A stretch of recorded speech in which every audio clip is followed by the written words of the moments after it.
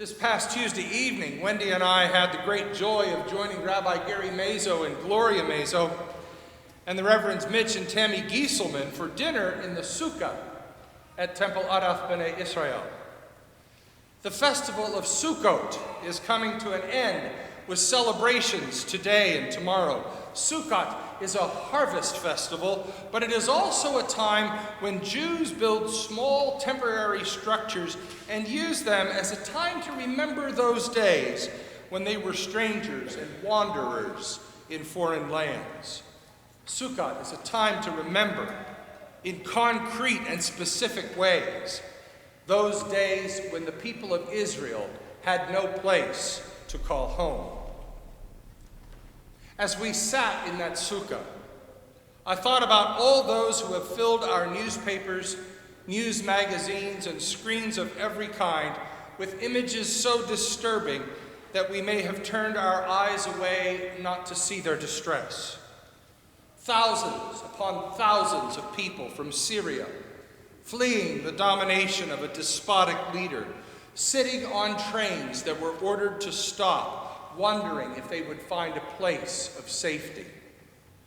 The iconic image of a limp little boy's body being carried from the waves to be buried with his mother and siblings in the soil of a strange land. And I thought of the political conversations we are having in our country about those who come to the United States seeking what you and I already enjoy: freedom, opportunity, and security. In the silly season of American politics, we discuss walls that need to be built to keep people out and who will pay for them. We talk about quotas and how many people we will allow to enter. We talk of pathways to citizenship and whether they need to be wide or narrow. As I said, it is the silly season.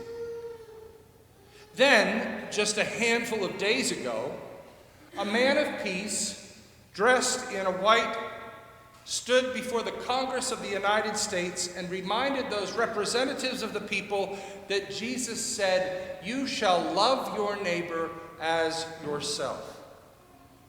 The representatives of the people jumped to their feet and applauded like sports fans, making you wonder if this was the first time they had heard those words. You couldn't make this up. Still, all of this coming together makes me wonder, what does God tell us about the immigrant and the refugee? What is a truly Christian response? And what does it look like? How are we to respond to the crisis of those who feel they must leave their land and find a new one? On World Communion Sunday, it seems an appropriate time to ask the questions. Let's look for some answers. I saw a helpful article with which to begin our sermonic thinking. The article held up for us the difference between a refugee and an immigrant. There's an important distinction that might inform our conversation. A refugee is someone who is fleeing a dangerous and life-threatening situation. The Syrian refugees are a classic example. They have a leader who has used barrel bombs on his people and perhaps some forms of chemical weapons. They are leaving Syria, literally running for their lives and looking for some place where they can live safely and without fear. That is a refugee. An immigrant is someone who leaves their country in order to find a better life in another. The move is primarily economic. They are searching for a place where they can have a home, a job, raise a family, have access to medical care, and have their children educated. The people coming to the United States from other countries in the Americas, as well as from countries from around the world, come looking for a better life, are immigrants. Now, if you go back and look at many of our personal family stories, you will find that most of us, excluding those of Native American descent, have refugees or immigrants in our family story. Though our families may have been here for decades or even centuries, most of our family stories did not begin here. Our stories began in other places. Still, the news is filled with people trying to make sense of what to do about it all. Some say fling wide the doors and let them in. Others say shut the doors and send those who are here back to where they came from. It's a political discussion, and it's a debate that we should have. But for those who put their trust in God, the matter is a theological and ethical one. What is the story of God's people and their response to the stranger in their midst? How are we to see them and treat them? And for Christians, we are forced to ask the question, what did Jesus say and do about this? In our Old Testament lesson for the day, we heard again the words of instructions for caring for the alien in our midst. We are to seek justice for the stranger. We are to give some of what we have to the stranger so that their needs may be met. And we are to remember those days, no matter how long ago they may be, when we ourselves were strangers in a strange land. That's it, short and sweet. I could give you much more, but it would only be a repetition of this central teaching. Care for the stranger in your midst. What did Jesus say about this? Love your neighbor as yourself. Ah, yes, but who is my neighbor? Someone once asked Jesus that question, and the answer was given in the parable of the Good Samaritan.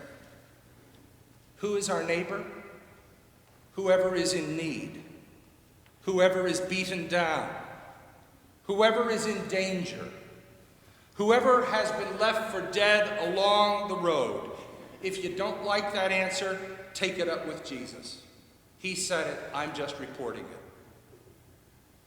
A Christian ethic, though in fact not uniquely Christian, is that we are to care for those who are strangers in a strange and rapidly growing stranger land. We are not to reject them, push them out, and erect barriers to their entrance and inclusion. We are to welcome them, ensure that they receive fair and just treatment, care for them, and to help meet their needs. That is our ethical position. Out of those ethics must come our political situations and solutions. Today we gather at the table of the Lord. In this congregation alone, we come from such places as Germany, France, Italy, England, Korea, China, Scotland, Ireland, African countries, Russia, and Finland, and so many more. Some of our families are here because they had to come. Some of our families either voluntarily fled intolerable situations or were forced here to come as slaves. Others of our families came because they were looking for a place where life might be better. With the exceptions of those with Native American bloodlines, we are all here as the descendants of immigrants and refugees. This is a table of immigrants and refugees. But in truth, it's more of a table of immigrants, because we come to this table seeking a better life, a new life, life as it was meant to be lived. We come to this table of immigrants, leaving behind us the tables of the world that promised us so much but delivered so little. We come to this table of immigrants to receive from God the promise of a new beginning and the joy of a new life. We come to this table of immigrants to stand with each other and find a new identity as God's people, drawn from many places, yet made one in Jesus Christ. At this table of immigrants, we are all invited. At this table of immigrants, all are welcomed. At this table of immigrants, all are fed. At this table of immigrants, all are one, for now and evermore.